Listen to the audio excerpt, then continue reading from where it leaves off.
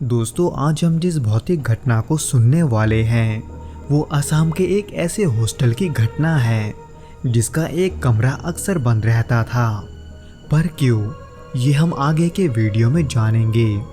तो चलिए बिना किसी देरी के इस डरावने घटना को अभिजीत के पॉइंट ऑफ व्यू से सुनते हैं, जिसके साथ ये घटना वास्तव में घटा था। लेकिन दोस्तों, इससे पहले कि हम इस वीडियो में आगे बढ़े, आप प्लीज़ इस चैनल को सब्सक्राइब करके इसे अपने दोस्तों के साथ शेयर ज़रूर करना, क्योंकि हम ऐसे वीडियोस हर शाम 6 बजे आपके लिए लाते रहते हैं।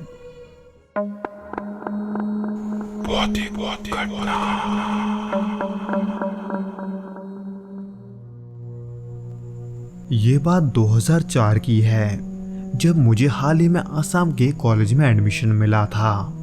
पर उस कॉलेज से मेरा गांव बहुत दूर होने के वजह से हर रोज मेरे लिए घर लौटना मुमकिन नहीं था। इसलिए मैंने वहीं के किसी हॉस्टल में रहने का सोचा।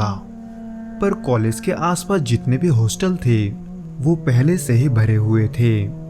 हालांकि थोड़ा ढूंढने पर मुझे एक हॉस्टल मिला तो था, लेकिन वो ना सिर्फ कॉलेज से थोड़ा दूर था, बल्कि उस हॉस्टल के भी ज्यादातर कमरे पहले से ही भरे हुए थे। और इसी वजह से मुझे एक ऐसा कमरा मिला जो सालों से बंद पड़ा था।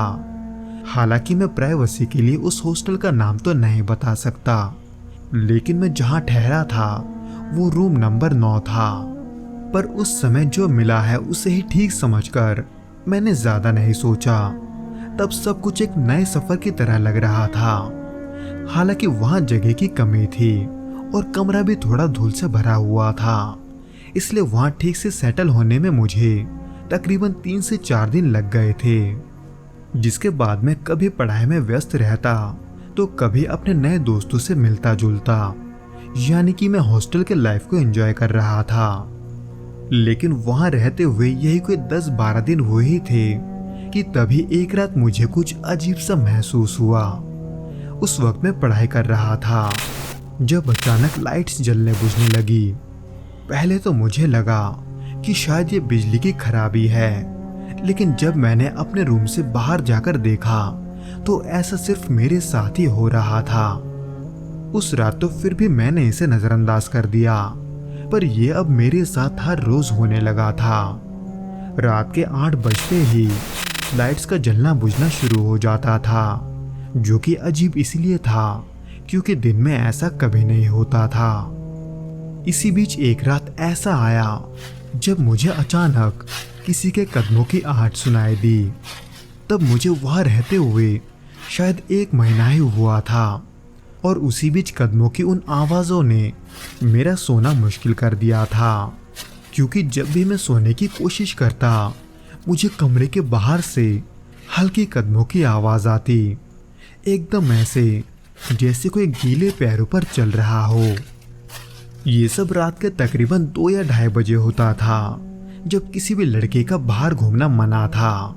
पर फिर भी मैंने कुछ दिनों तक ये सोचकर इस पर गौर नहीं किया कि शायद से वो हॉस्टल के दूसरे लड़के होंगे।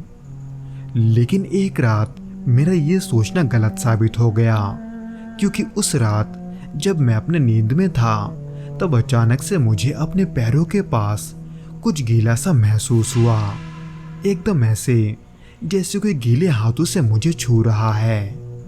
हालांकि जब मेरा नींद टूटा और मैंने लाइट जलाया तो मेरा पैर बिल्कुल सूखा था, लेकिन तभी मेरी नजर फर्श पर पड़ी, जिस पर न जाने किसके पैरों के निशान थे, जो न सिर्फ गीला था बल्कि वो कीचड़ से सना हुआ था। आधी रात को अपने कमरे में ऐसा चीज देखकर मैं दंग रह गया था, क्योंकि मुझे जहां तक याद था मैंने अपना कमरा अंदर से लॉक किया था। पर जब मैं ये सब देखकर हैरान खड़ा था तब दरवाजे की कुंडी खुली हुई थी और उस पर कीचड़ भी लगा हुआ था। पर यह कैसे मुमकिन है, ये मुझे समझ में नहीं आ रहा था। जबकि वहीं दूसरे तरफ हालत और भी बिगड़ने लगे थे, क्योंकि उस रात के बाद से मुझे अक्सर ऐसा महसूस होता था कि मेरे बिस्तर के पास कोई खड़ा है, क्योंकि हर बार मुझे एक ठंडक सा महसूस होता था, कभी हाथों पे तो कभी पैरों पर। हालांकि उस कमरे में मेरे अलावा और कोई नहीं था, पर इन सब के बाद में ये समझ गया था कि मैं वहां अकेला नहीं हूँ, जो कि मैं पढ़ते वक्त भी महसूस करता था। न जाने क्यों तब ऐसा लगता था जैसे मुझ पर किसी ने बोझ रख दिया हो, क्योंकि मेरा पूरा शरीर अचानक से भारी हो जाता था। कभी कभी तो रात में भी ऐसा लगता था जैसे मेरी छाती पर कोई बैठा हुआ है, जिसके वजह से मुझे सांस लेने में भी तकलीफ होता था।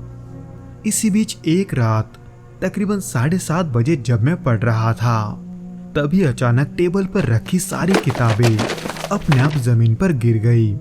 लेकिन कैसे ये मुझे नहीं पता, पर जब मैं उन किताबों को उठा रहा था तब मुझे ऐसा महसूस हुआ कि जैसे मेरे पीछे कोई खड़ा है, क्योंकि मुझे किसी के सांस लेने की एक अजीब तरह की आवाज सुनाई दे रही थी। पर उन किताबों को उठाकर जैसे ही मैंने पीछे देखा तो वहां कोई नहीं था। मुझे वहां रहते हुए कुछ ही महीने हुए थे, लेकिन इन कुछ महीनों में मैंने ऐसी चीजों को अनुभव किया था जिसको शब्दों में बयान नहीं किया जा सकता। मैं उन डरावनी रातों को जैसे तैसे झेल रहा था, पर ऐसे करके धीरे धीरे मैं अचानक बीमार पड़ने लगा। हालांकि डॉक्टर का दिया हुआ दवाई तो काम कर रहा था, लेकिन दवाई का असर खत्म होते ही मेरा तबीयत फिर से बिगड़ जाता था। ये सब तकरीबन 15-20 दिनों तक चलता रहा। डॉक्टर को भी समझ में नहीं आ रहा था कि आखिर मेरे साथ ऐसा क्यों हो रहा है। पर उसी बीच मेरे साथ एक दिन कुछ ऐसा हुआ जिसका मैंने कल्पना भी नहीं किया था। जब मेरे बीमार पड़ने की बात हॉस्टल के वार्डन को पता चला तो उन्होंने मुझे अपने पास बुलाकर दूसरे हॉस्टल जाने को कहा। हालांकि उन्होंने इसके बारे में मुझे ज़्यादा तो नहीं बताया, पर मेरे पूछने पर उन्होंने ये बताया कि उस बंद पड़े कमरे में जो भी रहता है वो अक्सर बीमार पड़ जाता है। एक बार तो ऐसा भी हुआ था कि कई सालों पहले एक लड़की की वहाँ रहस्यमय तरीके से मौत हो गई थी, जिसके वजह से उन्होंने वो कमरा सालों से बंद रखा था। पर मुझे वो कमरा देने से पहले उन्हें ऐसा नहीं लगा था कि ऐसा दोबारा होगा। हालांकि ढूंढने पर मुझे दूसरे किसी हॉस्टल में रूम नहीं मिला, इसलिए अगले कुछ समय के लिए मैं उसी हॉस्टल में ही रुका हुआ था, लेकिन दूसरे रूम में जहां पहले से ही कोई रह रहा था।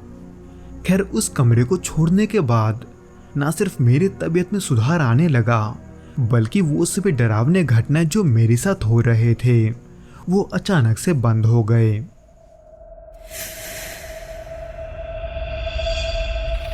तो दोस्तों, ये तो था वो घटना जो कि अभिजीत के साथ घटा था।